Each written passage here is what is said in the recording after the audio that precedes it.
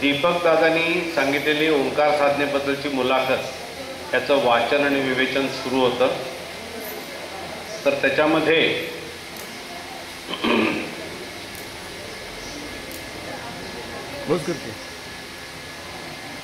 सरस्वतीची प्रार्थना आपण करतो सहजयतीमध्ये, त्यावेळेला ज्ञान दादांनी आपल्याला मागितलेलं आहे. म्हणजे बाबांच्याकडं त्यांनी ज्ञान मागितलं आणि एकदा ज्ञान मिळालं की सगळ्या गोष्टी कशा सुरळीत होतात याबद्दलचं आपण विवेचन ऐकलं. तर त्या ठिकाणी शेवटच्या 4 ओळी आहेत त्यामध्ये वाचतो. भीमरूपी स्तोत्र जे आहे ते कशासाठी आहे, तर ते त्याचं स्थान आहे ललाटस्थानी, म्हणजे तिथेच मेंदू आहे आणि विचार तिथे निर्माण होतात. ते चांगल्या प्रकारचे निर्माण व्हावे की ज्याच्यामध्ये स्वतःचे कल्याण आहे, ते आपल्याला सन्मार्गाला नेणारे आहेत, अशा चांगल्या विचारांची निर्मिती होऊन इतर वाईट विचार निघून जावे म्हणून भीमरूपी स्तोत्र आहे. आता त्याच्यानंतर पुढं आपण वाचूया. तर भूतप्रेत संबंधादी रोगव्याधी समस्तही, म्हणजे नेमके काय निघून जावे, तर भूत म्हणजे जो गेलेला आहे तो, पण त्याचे अस्तित्व भासते आहे, म्हणजे असा काहीतरी भास होतो आहे ते भूत ना.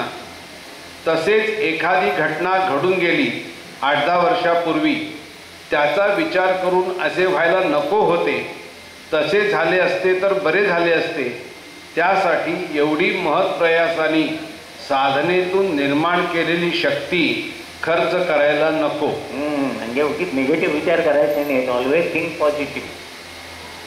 म्हणजे आपण केशराच्या पाण्याची भागी धुत नाही, ही गुरुकृपा म्हणजे केशराच्या पाणीसारखी आहे. तीच आपली घाणेरडी कर्म धुवत बसायचे नाही, होऊन गेल्या गोष्टी. ते असं झालं असतं तर बरं झालं असतं, पण झालं नाही ना, आता त्याचा विचार करून काय फायदा, असंच म्हणायचं त्यांना. असे व्हायला नको होते, तसे व्हायला नको होते, असं झालं तर बरं झालं असतं, बरोबर आहे.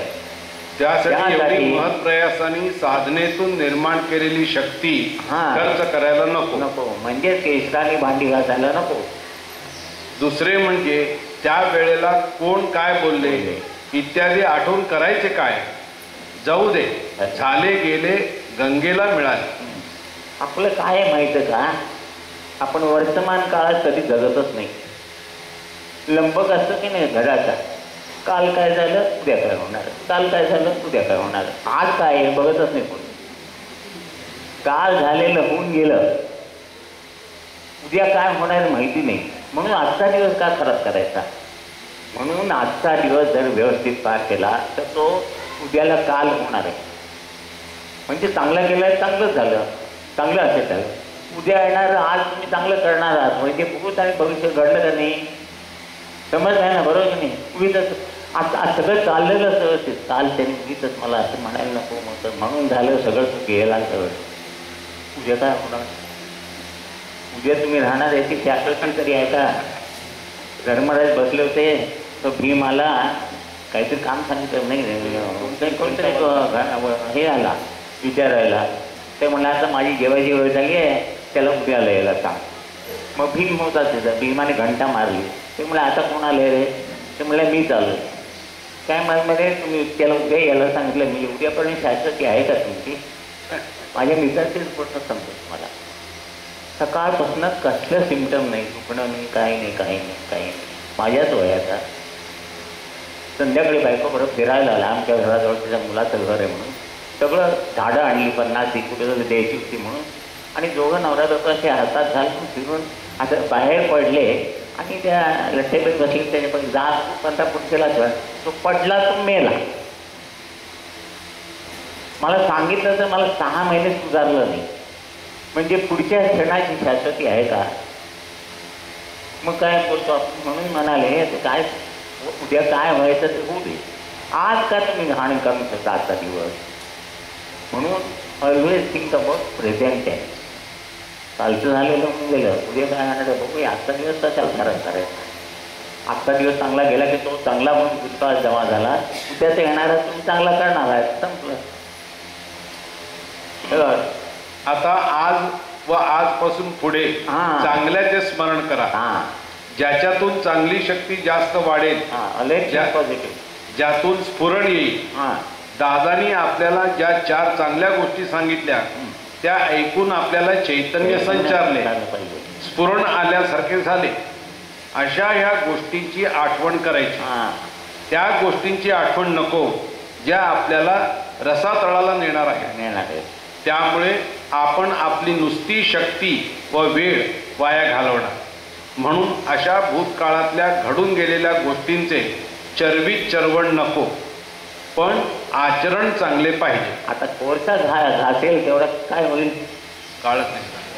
आणि चंदन घासेल तेवढं म्हणजे चांगले विचार घडले तर त्याच्यातनं चांगलं निर्माण. आता साधना करताना भीमरूपी म्हणत असताना मारुतीचा फोटो नाही, मग काय करू असा विचार नको. तर भीमरूपीने सदृढ विचारांची निर्मिती होऊन ते विकासासाठी उपयोगी पडावे यासाठी वायुतत्वाने विचारांची सदृढता होण्यासाठी भीमरूपी स्तोत्र आहे. आणि मारुती वंदनीय दादांना प्रसन्नच आहे. पुण्यातील घरातल्या देव्हाऱ्यातला मारुती दादांच्या आजीबरोबर बोलत असे आणि मग वंदनीय दादांना प्रसन्न झाला व त्याचा आशीर्वाद असल्यामुळेच पुढचे सगळे एवढे कार्य उभे राहिले आहे.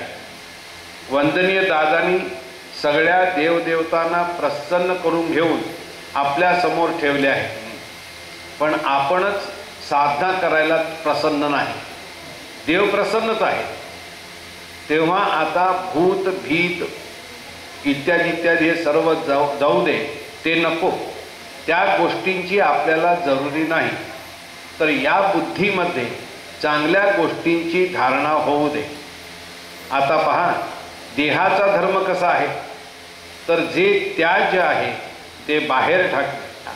श्वास घेतल्यानंतर उच्छवासा वाटे नको ते बाहेर टाकणे, म्हणजे कार्बन डायऑक्साईड वगैरे सगळं बाहेर जातं, म्हणजे बाहेर टाकायचं. हा जसा देहाचा धर्म आहे तसे नको ते विचार किंवा ज्ञान ग्रहण करताना किंवा सृष्टीची ओळख करून घेत असताना त्यापैकी जे त्याज्य आहे ते आपण बाहेर का टाकत नाही? वर्षानुवर्षे ते का ठेवतो? असे वर्षानुवर्षे ठेवल्यामुळे ते कुजते आणि कुजल्यानंतर ते विषारी होते. तर अन्न जर तसेच राहिले, विसर्जन न होता, तर काय होते व तसे ते किती दिवस राहू शकते? मग त्यापासून शरीरात विष होते. मग ते एनिमा किंवा कॅथेटर घालून काढावे लागते.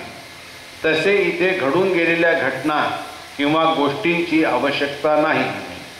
एकदा बोलून झाले, वर्षानुवर्षे परत परत त्याच गोष्टी उगाळायच्या, त्याचा काही उपयोग नाही. म्हणजे शेवटी याचे अनुमान काय, तर एकदा घडून गेलेल्या गोष्टी आपण बदलू शकत नाही. तर यापुढे घडून गेलेल्या गोष्टींचे रिपिटिशन किंवा पुनरावृत्ती होऊ नये, तशी गोष्ट पुन्हा घडू नये म्हणून काय काळजी घ्यायची, एवढाच विचार करायचा. मागे घडून गेलेल्या गोष्टींचा विचार करणे व्यर्थ आहे. असले हे भूत म्हणजेच घडून गेलेले नको. मग या वायुतत्वाच्या उपासनेने माझ्या ठिकाणी सदृढ विचारांची निर्मिती होऊ दे. आणि अशा सदृढ विचारांची निर्मिती झाली की माझा स्वतःचा विकास करण्यासाठी ते विचार उपयोगी पडते. आता ओंकार हा कंठस्थानातून करणे, कारण कंठस्थानातून चांगले वाईट म्हणजे इतरांना आनंद देणारे किंवा इतरांना दुःख देणारे, क्लेश देणारे या सगळ्या गोष्टी या कंठस्थानातून व्यक्त होत असतात. शब्द उच्चारतात तो कंठातून येतो शब्द. अशा त्या कंठस्थानातून विश्वशक्तीचा म्हणजे ओंकाराचा उच्चार आपल्याकडून व्हावा आणि पुढे आपण अधिकाधिक चांगल्या मार्गावर जावे, ह्याच्यासाठी इथे कंठस्थानातून ओंकार करायचा आहे. पुढे ओंकार किंवा विश्वशक्तीचा उच्चार कंठातून व्हावा व त्याचा लाभ इतरांना व्हावा म्हणून न्यासही आहे आणि ते सांगितले. आता न्यासानंतर सद्गुरु नामस्मरण म्हणजे ओम श्री साईनाथाय नमः हे हृदयस्थानातून म्हणजे गुरूंचे नामस्मरण हे अंतःकरणापासून करायचे.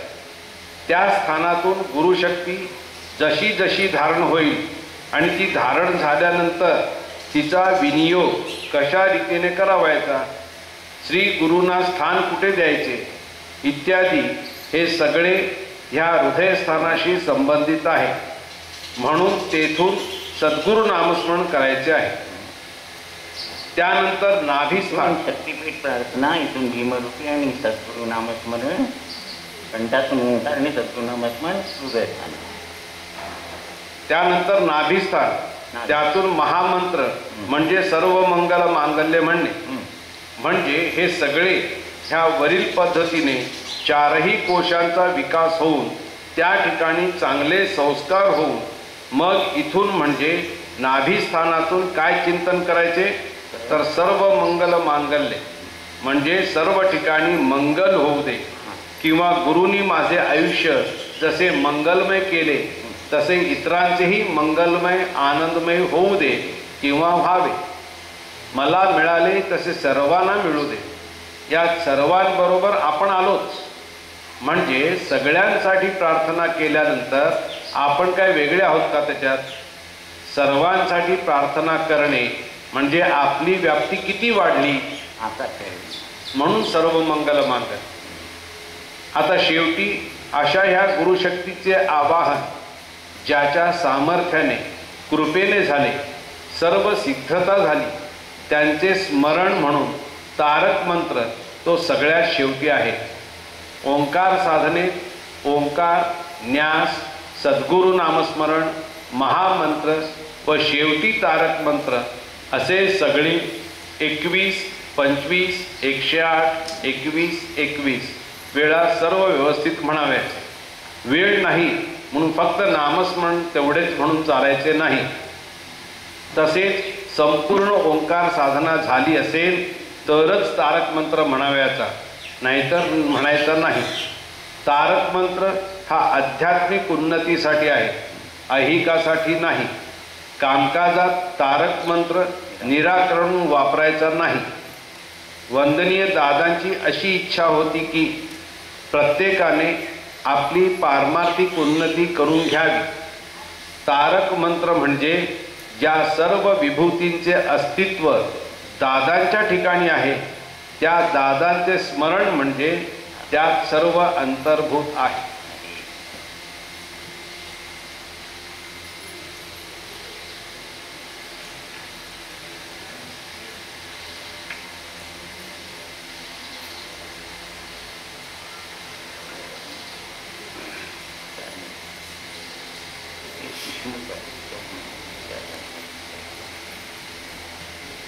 उच्चार म्हणजे उच्च आचार, विचार आणि आहार. 12 अंग आहेत ना, त्यातलं उच्चार, आचार आणि विचार. उच्चार, मध्य, लय यातील उच्चार हे ओंकाराचे एक अंग आहे. हा, नीट आहे का?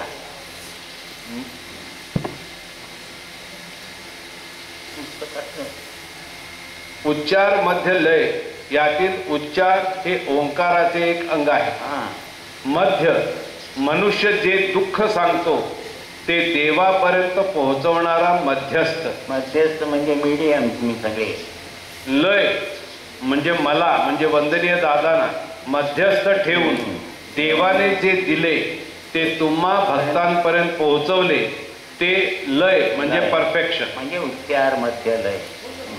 मध्य म्हणजे मध्यस्थ होणे. आता ओंकार 10 सेकंद पूर्वीच आहे हे, आता 5 सेकंद आहे. पूर्वीच आहे ते सांगितलेलं. सर्व अंगाने विचारपूर्वक केला तर शरीरातील 3ही क्रिया म्हणजे रक्ताभिसरण, पचन, श्वसन या व्यवस्थित होणार. या 3 बिघडला की नाना तऱ्हेचे रोग होतात. म्हणजे डॉक्टरांकडे पैसे वाचवायचे असतील तर पहिल्यांदा व्यवस्थित साधना करायची. ज्याप्रमाणे आगपेटीची काडी घासल्यावर चैतन्य निर्माण होते त्याप्रमाणे ओंकार 10 सेकंद म्हणत असताना हाताच्या वर खाली करण्याच्या केलेल्या आचाराने शरीरात चैतन्य निर्माण होते. पहिल्यांदा असं होत आता ओ म्हणतं करायचं हाताचं दोन हाताने. ती प्रॅक्टिस झाल्यावरती आता परफेक्ट झाल्यावरती आपण अशी साधना करतो. हे माहितीसाठी सांगितलं. नाभीपासून कंठापर्यंत चेतना आहे. चेतना त्यावर ब्रह्मरंध्रापर्यंत चैतन्य आहे. चेतना या नाभी, हृदय आणि कंठ इतका भाग व्यापतो. चैतन्य ललाट आणि ब्रह्म. न्यास वेद काळापासून आहे. न्यास पुष्कळ प्रकारचे आहे. मी म्हणजे वंदनीय दादानी मुख्य 5 न्यासांचा शोध लावला. आपल्या तळहातावर उंचवटे आहेत. हे बघा उंचवटे. प्रत्येक उंचवट्यात शरीरातील विविध व्याधी दूर करण्याची शक्ती आहे. म्हणून ॲक्युप्रेशर स्किनमध्ये आहे. ते त्यातल्या सगळ्या नासातले 5 महत्त्वाचे न्यास दादाने शोधून काढले आणि ते ह्या उंचवट्यातून आपल्याला अनुभवायला येतो. त्याचा अनुभव मी सांगणार आहे वाचून झाल्यावर. याचा अभ्यास चीन देशात होऊन त्यावर पुस्तके लिहिली गेली आहेत. त्या शास्त्रास ते ॲक्युप्रेशर असे म्हणतात. 5 न्यास, प्रत्येक न्यास 5 वेळा असे 25 न्यास साधनेत करण्याने शरीरातील व्याधी दूर होतात. केवळ नियमित न्यास केल्याने मी म्हणजे वंदनीय दादा स्वतः शून्यावस्थेतून पूर्ववत होऊ शकलो हा अनुभव घेतला आहे. ओंकाराची अंगे उच्चार, मध्य लय, उच्चार, आचार, विचार, स्वर, ताल, लय. संथा म्हणजे संथ चालणे, संथ बोलणे, संथ वागणे.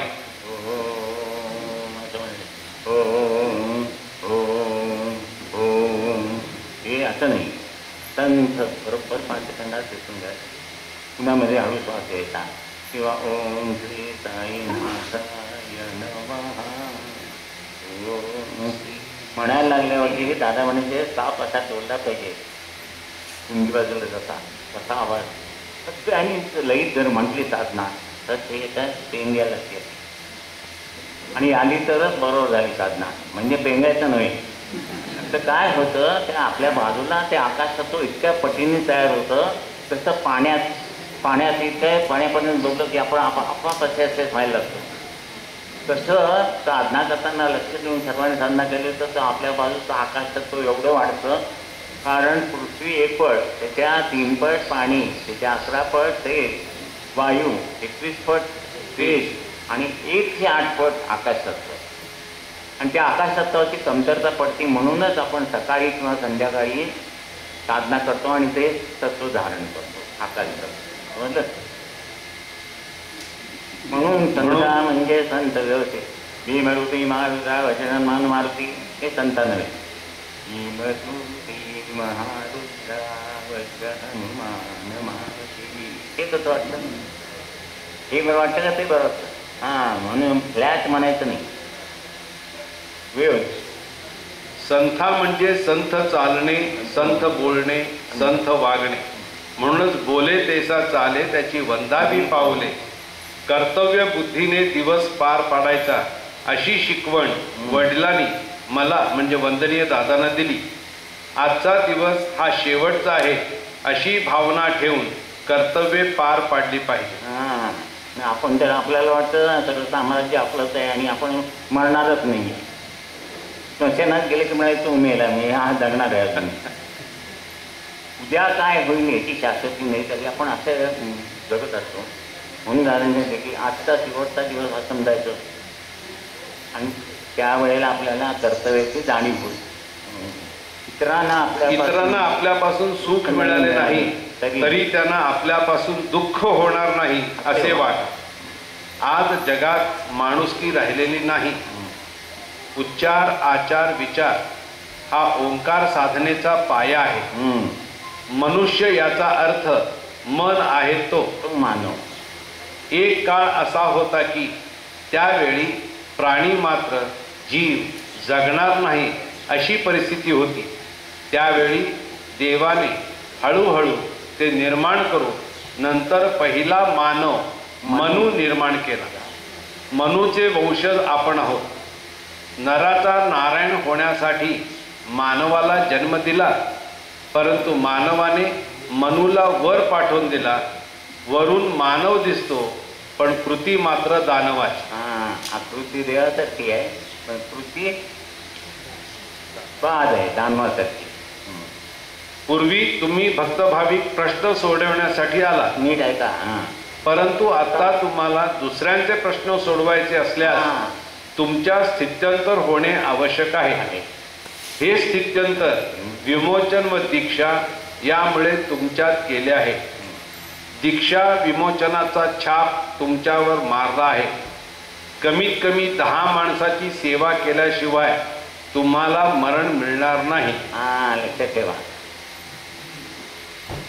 तुमचा जीव तुम्हाला नकोसा झाला असला तरी तुमचा उपयोग दुसऱ्याला होणार आहे याची जाणीव ठेवा.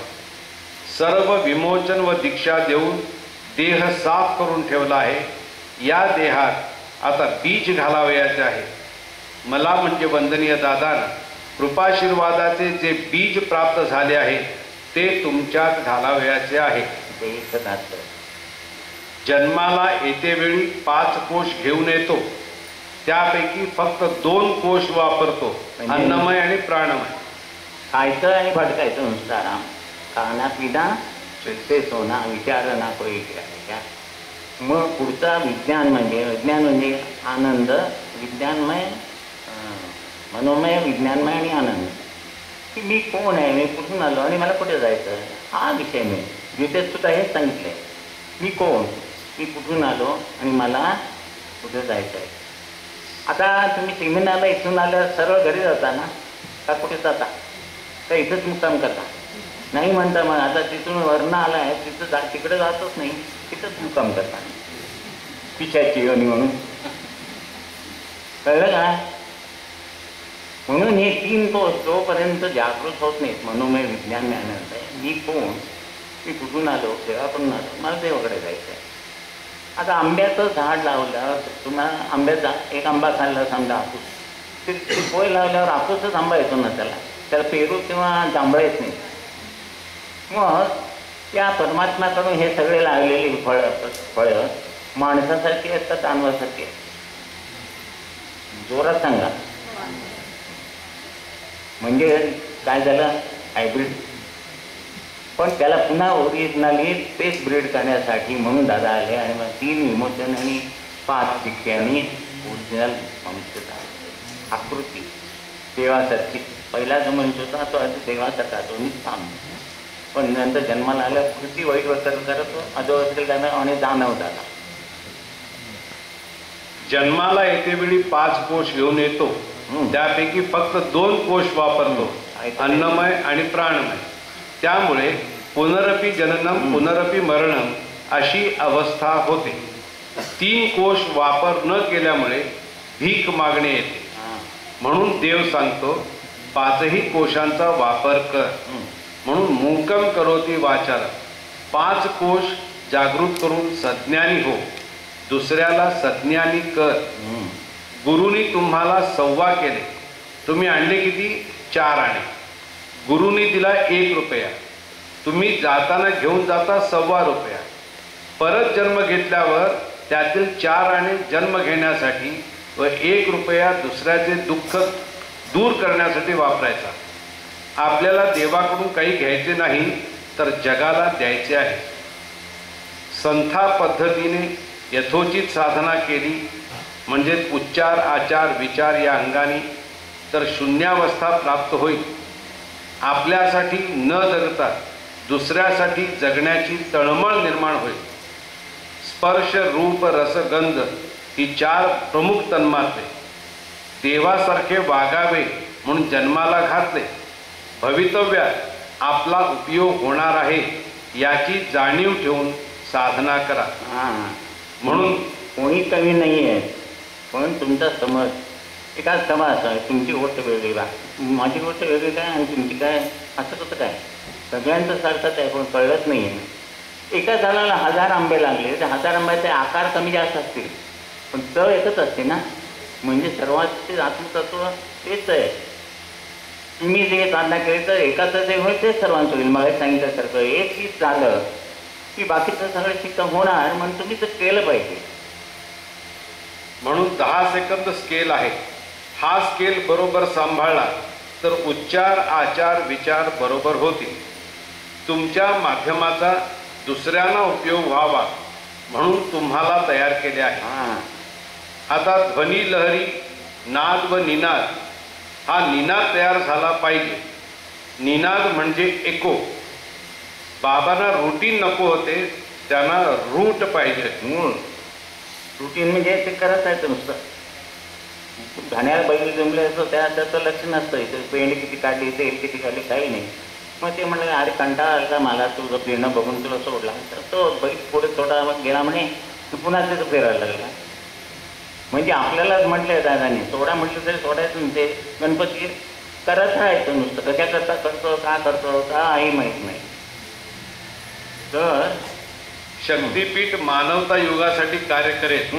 गोव्याचं उच्चार आचार बरोबर होतील तर विचार बरोबर होतील. हां, मग शून्यावस्था प्राप्त होईल. शून्यावस्था निर्माण झाली की त्यातून नाद निनाद ही अवस्था प्राप्त होईल. निर्विषय अवस्था प्राप्त होण्यासाठी उच्चार आचार चांगले पाहिजे. उच्चार आचार विचार चांगले ठेवण्याचा छंद लागला पाहिजे. 4 वाणी कंठात आहेत. आज 5वी वाणी ही गुरुवाणी आहे. हां, म्हणून त्या पदामध्ये आहे गुरु महाराज वाणी मग त्या अखंड भजन करू. 4 वाणी कंठात आहेत. आता 5वी वाणी ही गुरुवाणी आहे. ती आपल्याला प्राप्त करून घ्यायची आहे. पोकळी कमी केली पाहिजे. पोकळी कमी करण्यासाठी संथ आहे. प्रत्येकाचा आवाज वेगळा आहे. नाभी हृदय आणि कंठ याला एक सूर पाहिजे. बीज म्हणजे ओम श्री साईनाथाय नमः हे बीज आहे. साधनेतून शक्ती धारण करायची आहे. भविष्यात ही शक्ती दुःखितांसाठी उपयोगात आणावयाची आहे. स्वतःच्या कुटुंबासाठी नाही, मनुष्य म्हणून जगण्यासाठी आलो नाही, तर इतरांना जगविण्यासाठी जन्माला आलो ही जाणीव ठेवली तर जीवनाचे खरे सार्थक होईल. देह फक्त कर्म भोगण्यासाठी आला नाही. सद्गुरूंना आपली काळजी आहे. आम्हाला आमचे जीवन नकोसे झाले असले तरी सद्गुरूंना आमचा उपयोग करून घ्यायचा आहे. त्यासाठी आत्ताची संत आहे. एक त्यांना आमचा लाख मुलाचा आहे ते वाक्य स्वप्न. सद्गुरूंना आमचा उपयोग करून घ्यायचा आहे म्हणजे त्यांना आमचा देह लाख मोलाचा आहे. हां, तुमचा देह लाख मोलाचा आहे त्यांच्यासाठी. त्यासाठी आत्ताची संथ आहे. एकच साधन ओम श्री साईनाथाय नमः सर्वांना शिकविल. ह्या जन्मातच स्वतः घ्यायचे आहे व या जन्मातच दुसऱ्यांना द्यायचे आहे. स्वतःला कमी लेखणे ही गुरुमार्गातील सर्वात मोठी थोंड आहे. हां, म्हणजे दादागिरी करत निंडायचं नाही, पण स्वतःला कमी समजायचं नाही. मी सुद्धा साधना करून दादांच्या कार्यात काही मदत करू शकतो असा कॉन्फिडन्स पाहिजे. तुम्ही कराल बघ, ते आमच्या हातनं होईल की नाही माहिती नाही. खायचं होतं का नाही. हां, विचार करण्याचं एक होत आहे. म्हणजे कुणालाही दादानी कमी लेखलं नाही आहे, पण तो आपल्या विचाराने आपण ते तुमचं काम आहे, आमचं नाही. मग तुमचं काम काय आहे म्हणून स्वतःला कमी लेखू नका. दत्त प्रभो देई भेटी काय पुण्य मी केले. झाडी चरण धूळ ही पंतांची 3 पदे सबंध जीवनाचे मर्म आहे. हां, तर शेवटचं बघा, हाताचे माऊंट. हाताचे माऊंट, काही माऊंट तारक व काही माऊंट मारक आहे. माऊंट मधून लहरी निर्माण करण्यासाठी साधना आहे. म्हणून आज समोरच्या व्यक्तीच्या पाठीवर हात ठेवून साधना केली. ठेवणाऱ्याला व ज्याच्या पाठीवर ठेवला त्या दोघांनाही संवेदना प्राप्त झाली. बाबांच्या आदेशावरून साधनेत न्यास अंतर्भूत केले. न्यासात काय सामर्थ्य आहे हे जगाला समजायला पुरावा म्हणून वंदनीय दादांची शून्यावस्था झाली होती. त्यावेळी न्यासांमुळेच ते पूर्ववत झाले ही घटना पुरेशी आहे. हां, म्हणजे त्यांना काही समजत नव्हतं मिठाची चव आणि हे काय तो त्याला राहिले, पण त्या नाचाने न्यास देतो. आता आपण केंद्रावर तुम्ही गरोदरी महिना 6व्या महिन्यानंतर संवेदना देतात की नाही, म्हणजे ते मूल चांगलं व्हावं म्हणून. मूल आहे ते 84 वेळा फिरलं आज तरच ते बरोबर डेव्हलप होतं आणि ते फिरण्यामध्ये कमी झालं तर संवेदनाने ते तसं होतं. आता या माउंटमधनं शक्ती येते की नाही आणि ती त्या संवेदना दिल्या जाते की नाही, त्याच्यासाठी माझ्याकडे प्रूफ आहे, ते मी दाखवणार आहे तुम्हाला. आहे बघा, हा 1913 काढलेला फोटो आहे. साधनेपूर्वी मनुष्य ही साधनेपूर्वी याची वलय बघा बाजूला गेलेली येतात. साधना न करणाऱ्या माणसाची वलय अशी दूर गेली आहे. म्हणून इथं खालती लिहिलं आहे की सर्व रंग विषम प्रमाणात एकमेकात मिसळलेले असून देहाभोवती कोणतेही वलय नाही. त्यामुळे जीवनात सुख शांती समाधानाचा अभाव आहे.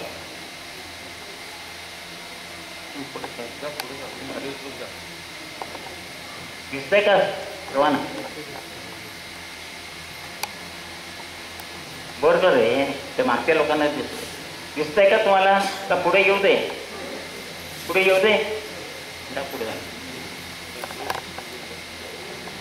सांगितलं.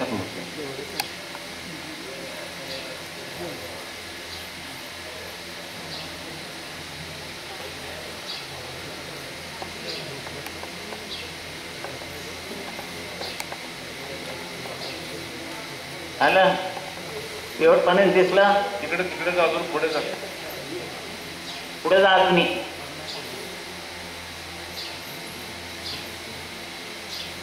वलय अशी बाहेर बाहेर बाजूला गेली आहेत बघा, अशी या दिशेला आणि या दोन दिशेला.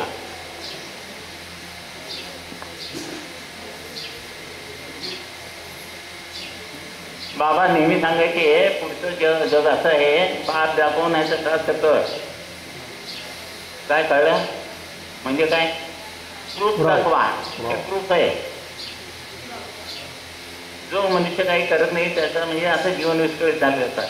आता हा माझा 1913 काढलेला फोटो आहे, पुण्याला इन्स्टिट्यूटमध्ये. मलाही माहीत नव्हतं, ते गोखले म्हणून मला घेऊन गेला.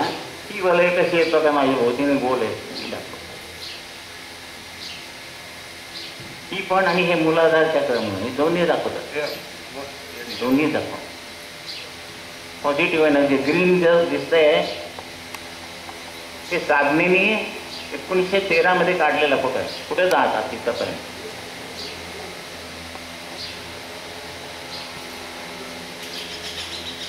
म्हणजे साधनेने आता जी साधना आम्ही रोज करतो त्याच्याने हे माझं झालंय म्हणजे तुमचं होणार की नाही ते सांगायचं आहे मला. एक शीत झालं की बाकीचा भाग शिजला. पण त्याच्यामध्ये तुमची गोष्ट वेगळी आहे, म्हणजे का मी वर्ण पडलो होता आणि दादांची माझ्या द्वार मर्जी म्हणून मला एकट्याला दिले असं नाहीच आहे, तुम्हाला सर्वांना दिलंय.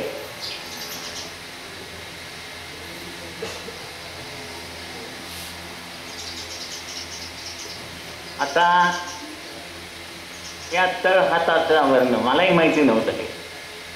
ते आमच्या नात्यातले एक दीक्षित म्हणून जातात मुंबईला, ते आले होते. ते काय करतात, लंबकाच्या सहाय्याने असं या उंचवट्यावरती ते लंबक करतात.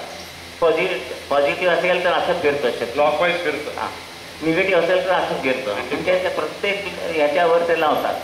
म्हणाले काका तुम्ही साधना करता मी तुमचं बघूया बघा म्हटलं. मग त्यांनी तो लंबक असं धरल्याबरोबर पॉझिटिव्ह एनर्जी असं क्लॉकवाईज कर जोरात करायला म्हटलं. असं काय ते म्हणले ओंकारसाने तुमचे सगळे पॉझिटिव्ह निगेटिव्ह बाजू नाही. मी म्हटलं मग ते लिहून द्या. आता हे लिहून दिलेलं हा वाचून दाखवेल. म्हणजे हे दोन्ही अनुभव मी घेतलेत आणि तुम्हाला म्हणतात तसं प्रॅक्टिकली दाखवलंय. आणि त्या जिथं काढलं त्या बायोफिल सायन्सचं सर्टिफिकेट आहे इथं. ते जे फोटो दाखवले त्या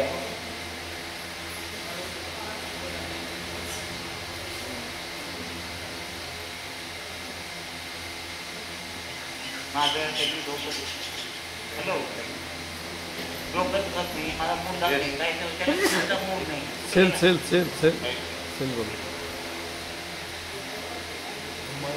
संदीप लाईट केलं एक हॅलो हाय हाय आले आले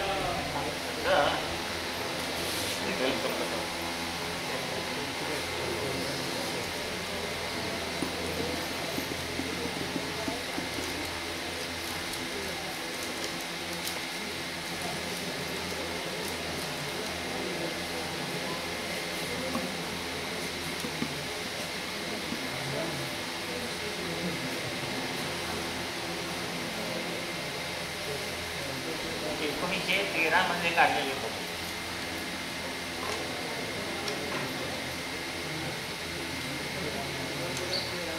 2013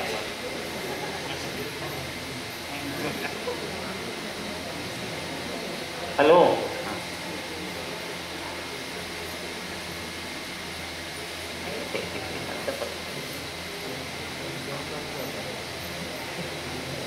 आता मगापासून मी सांगतो तुम्हाला उंचवटे इथं लागले पाहिजे असे पोकळ साधना करायची नाही. नुसती पोटाची लावतात आणि इथं लावताना भांग बिस्कट म्हणायचं ब्रह्मरंध्र एवढं मोठं यायचं बंद करायचं नाही आहे. त्या बंधन अर्धा ठेवायचं अर्ध पुढं ठेवायचं आणि असं ते म्हणायचं म्हणजे यातलं शक्ती पहिल्यांदा आणून हृदयाची तोडायची मग इथून तिथं नाभीला तोडायची असं करून ती शक्ती सबंध वर बसून पायाच्या नखापर्यंत न्यायची आहे शेवटच्या नाकाला. समजलं? नीट करा. ते काय म्हणतात गणपती करायला गेला आणि झाले माकड झालं आणि ते म्हणाले हनुमान जयंतीला पूजूया आता. आता त्यांचं पत्र आता किती सालचं येते 8-10-2011. श्री दीक्षित ते मुंबईला म्हणजे विलेपार्ल्याला राहतात. मी अल्टरनेटिव्ह मेडिसिन थेरपी करतो. नीट आहे का? त्या कॉस्मिक थेरपीमध्ये लंबकाच्या सहाय्याने प्रत्येक वस्तूमधून निघणारी एनर्जी पॉझिटिव्ह अगर निगेटिव्ह आहे व त्यांचे प्रमाण किती आहे त्याचा अंदाज करता येतो. त्याचप्रमाणे प्रत्येक व्यक्तीच्या हातातून किंवा शरीरातून कशा प्रकारची एनर्जी बाहेर पडते त्यांचा अंदाज घेता येतो. व्यक्तीच्या हातातून जरी पॉझिटिव्ह अगर निगेटिव्ह एनर्जी बाहेर पडत असली तरी प्रत्येक ग्रहाच्या उंचवट्यामधून तशीच अगर त्याच प्रमाणात एनर्जी बाहेर पडतेच असे नाही व त्याचे सरासरी प्रमाणातून त्या प्रकारची एनर्जी हाताच्या तळव्यातून बाहेर पडत असते. मी शशी काकांचा हात बघितला तेव्हा हाताच्या तळव्यातूनच नाही तर प्रत्येक ग्रहाच्या उंचवट्यामधून पॉझिटिव्ह एनर्जीचा स्रोत म्हणजे इतकं झटक फिरतं. मी पण बघितलं इथून परत फिरायला लागला ओसंडून वाहत असताना आढळला. माझ्या हाताला जर्क बसत होता. हे सर्व ते करीत असलेल्या ओंकार साधनेमुळेच असावे असा मी निष्कर्ष काढला. आणि मलाही माहिती नव्हतं पण मला तेव्हा कळलं म्हणून म्हटलंय लोकांना दाखवण्यासाठी पहिल्यांदा तुम्ही लिहून द्या आणि ते रिकम ठेवलंय काय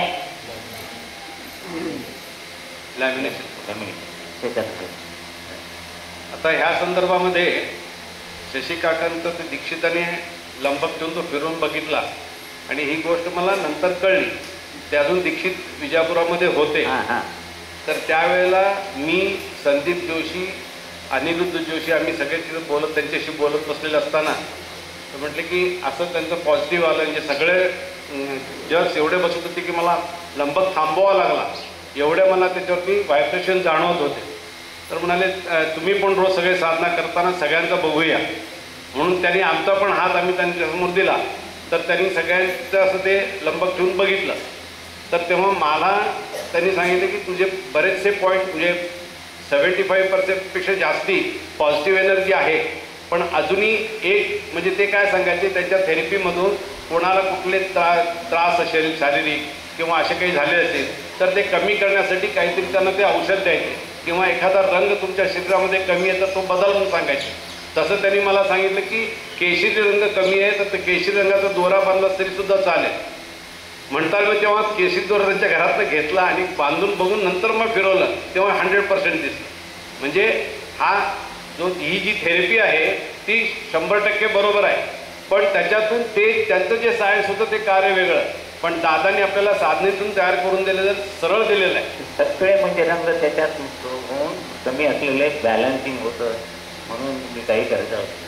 आता काय कोणतरी सांगतो तुम्हाला याचा खडा घाला, आणि त्या वेळेला तो रंग कमी म्हणून तो खडा घालणं बरोबर आहे, पण तो बॅलन्सिंग झाल्यावर तो काढा म्हणून सांगायला येत नाही, म्हणजे पुन्हा तुम्ही इम्बॅलन्स.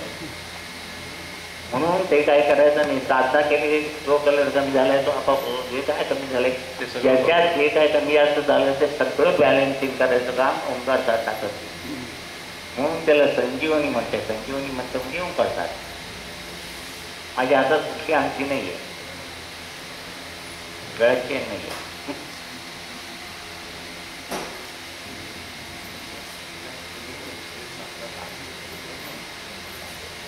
आता उद्याची साधना आपण करणार आहोत. आम्ही ते दीपक इथं हे आहे काय निवेदन ते दाखव, दीपक ते अक्षरात आहे बघा, आणि त्याप्रमाणे ती साधना केलेली आहे. तशीच साधना आम्ही आतापर्यंत करत म्हणून माझ्यावर आणि जर आले तर तुमच्या सुद्धा यायलाच पाहिजे म्हणून खूप दाखवलंय. तर ते सांग. पूर्वी करीत असलेली साधना त्यामध्ये सहजयती 2 प्रार्थना भीमरूपी, त्यानंतर 11 ओंकार 10 सेकंदाचा प्रत्येकी, नंतर 5 ओंकार 10 सेकंदाचे असे न्यास, ओंकार 5 सेकंदाचे 5 ओंकार 10 सेकंदाचे ध्यान अवस्थेमध्ये, नंतर 5 न्यास 15 सेकंदाचे प्रत्येकी 5, 11 नामस्मरण प्रत्येक नामस्मरण 20 सेकंदाचे, 11 ओंकार 10 सेकंदाचे प्रत्येकी चिंतन मुद्रेमध्ये, नंतर 21 वेळा महामंत्र अशी पूर्वीची साधना होती. त्याच्यामध्ये नंतर गुरु आज्ञेने नव्याने सूचित केलेली साधना सहजयती शक्तिपीठ प्रार्थना, पहिल्यांदा दोन्ही प्रार्थना होत्या त्या शक्तिपीठ प्रार्थना आणि भीमरूपी. 21 ओंकार प्रत्येक ओंकार 5 सेकंद, त्यानंतर 5 न्यास 10 सेकंद प्रत्येक न्यास प्रत्येकी 5, 108 वेळा नामस्मरण प्रत्येक नामस्मरण 5 सेकंदाचे, त्यानंतर अर्धा मिनिट शांत बसणे, नंतर 21 वेळेला महामंत्र आणि त्याच्यानंतर शब्द बसणे 1 मिनिट. त्यावेळेला तारक मंत्र अजूनही सिद्ध झाला नव्हता, त्याच्यानंतर तारक मंत्र ॲड केला.